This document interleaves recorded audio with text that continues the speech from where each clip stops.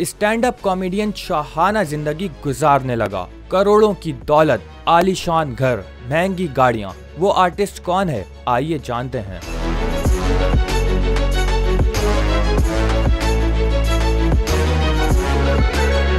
भारत के मकबूल तरीन reality show Bigg Boss season 17 के फातेह और मशहूर stand up comedian Munawar Faruqui शोहरत की बुलंदियां छू रहे हैं। मुनव्वर फारूकी की कुल मालियत तकरीबन 8 करोड़ भारतीय रुपए बताई जाती है। वो stand up comedy shows, social media sponsorship, YouTube और ब्रांड की तौसीक के जरिए आमदनी कमाते हैं। 2023 में उन्होंने फी स्टैंड अप शो से 3 से 4 लाख रुपए और स्पॉन्सर शुदा इंस्टाग्राम पोस्ट से 15 लाख रुपए से ज्यादा रकम कमाई। मुनव्वर इस वक्त गुजरात में नहीं बल्कि मुंबई में रहते हैं। मुनव्वर फारूकी डोंगरी में एक आलीशान और खूबसूरत घर के मालिक हैं। वो 2002 में अहले खाना के हमरा गुजरात से मुंबई मुंतकिल हुए थे। मुनव्वर फारूकी के पास 2 लग्जरी गाड़ियां भी हैं।